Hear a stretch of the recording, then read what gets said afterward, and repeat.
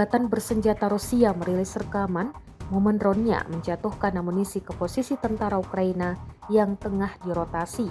Rekamannya diunggah di Telegram pada Kamis 17 Oktober 2024. Dalam keterangan unggahan disebutkan, amunisi granat jatuh tepat sasaran di gerombolan tentara Ukraina.